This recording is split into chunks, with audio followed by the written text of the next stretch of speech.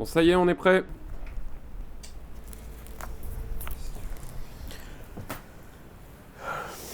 Non, c'est bien. Vous avez bien bossé. J'aime bien le... Non, c'est bien. Bah, on y est passé la nuit. Ouais, non, c'est bien, c'est bien.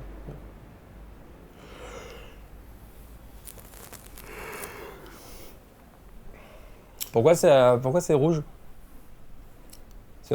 C'est rouge parce que ça tourne, là? Non, non. Ouais, mais si, ça tourne, Max. Ça tourne, ça Non, mais diffuse. on n'est pas prêt, Max, là. ça Ah, bah diffuse, il est beau ce plan. Ça Ah, on diffuse. n'est pas Mais coupe, prêt. non, mais coupe. Non.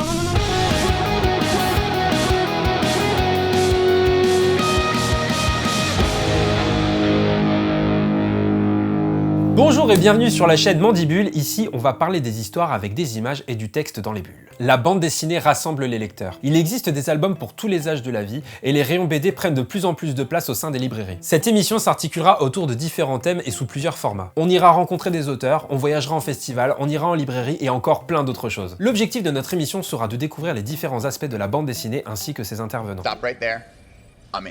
Tout d'abord, définissons correctement le terme de bande dessinée. La BD est un livre dans lequel est imprimée une suite d'images fixes dont l'enchaînement évoque une évolution spatio-temporelle de la narration, souvent accompagnée de textes dans des phylactères que l'on nomme communément des bulles. On attribue souvent la création de la bande dessinée à Rodolphe Töpffer dans la première moitié du 19e siècle. L'histoire évolue à travers une suite d'images et s'accompagnait d'une ou deux lignes de texte. Au fil du temps, le texte a commencé à s'insérer graphiquement pour devenir les dessins dialogués que l'on connaît aujourd'hui.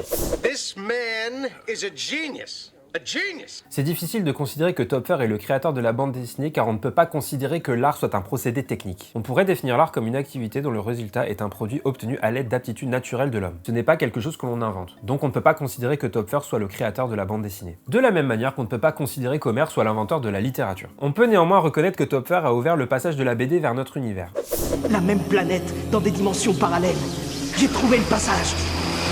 En 1827, il crée une nouvelle forme de narration très influencée par le théâtre dans laquelle les images s'articulent en séquences très souvent accompagnées de textes. On ne peut cependant pas parler de roman illustré puisque le texte ne peut être dissocié de l'image. Sans l'image, le texte n'a pas de sens. Il ne sert alors qu'à faciliter la compréhension de l'histoire et ne constitue plus l'élément central. Les bandes dessinées ne sont pas encore élevées au rang de littérature, on est encore loin du 9e art et ça va rester comme cela encore pendant presque 150 ans. Le genre est souvent considéré comme hautement infantile et vecteur de violence, un préjugé encore très présent aujourd'hui notamment pour le manga.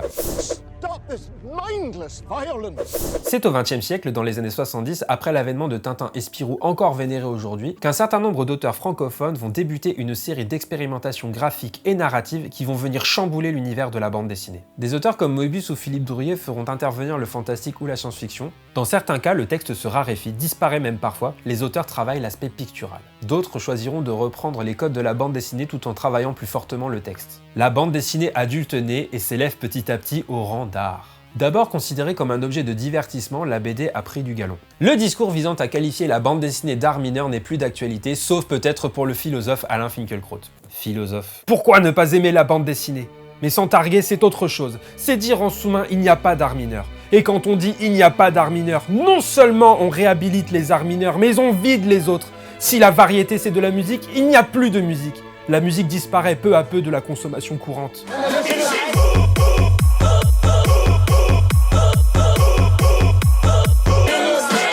Merci Alain. Bref, il nous faudrait des heures pour établir une histoire complète si ce n'est exhaustive de la bande dessinée. Mais ce sont ces étapes qui ont permis à la BD de s'installer dans le paysage littéraire français. Prenons le cas d'Astérix que tout le monde connaît. En 2013, Didier Conrad et Jean-Yves Ferry reprennent la série suite à la retraite du regretté Albert Uderzo. Un tome des aventures du célèbre Gaulois arrive précisément tous les 2 ans. En 2017, Astérix et la Transitalique s'écoule à 1 590 000 exemplaires et devient, à l'image des tomes précédents, le livre le plus vendu de l'année. Le livre arrivant en seconde position est un roman de Raphaël Giordano qui s'écoule à environ 735 000 exemplaires, soit environ moitié moins qu'Astérix. C'est dire la puissance de la BD et la place qu'elle a su prendre dans le cœur et les bibliothèques des lecteurs tout au long de ces années. Ça, je peux vous dire que ça fait plaisir. Mais qu'en est-il aujourd'hui? En 2021, 85 millions de BD ont été vendus. Un livre vendu sur 4 est une bande dessinée. Et Astérix a fait son 1,5 million. Vous êtes devenus une bande d'imbéciles cupides. Bon, on était déjà des imbéciles bien avant les Romains. La bande dessinée jeunesse, la bande dessinée adulte, le comics, le manga, tout autant de genres qui se regroupent en série ou en one-shot et qui séduisent de plus en plus de lecteurs chaque année. Le magazine belge Tintin produisait des histoires pour les jeunes de 7 à 77 ans. Aujourd'hui, on peut dire que la bande dessinée regroupe les lecteurs de 2 à 99 ans. Il y en a pour tout le monde et pour tous les goûts. Voilà donc un rapide aperçu de ce qu'est la bande dessinée. Nous allons continuer à explorer tout cela de manière plus thématique dans les prochaines émissions. D'ici là, n'hésitez pas à vous abonner, mettre la cloche, commenter cette vidéo, ça nous aide pour le référencement. Ciao!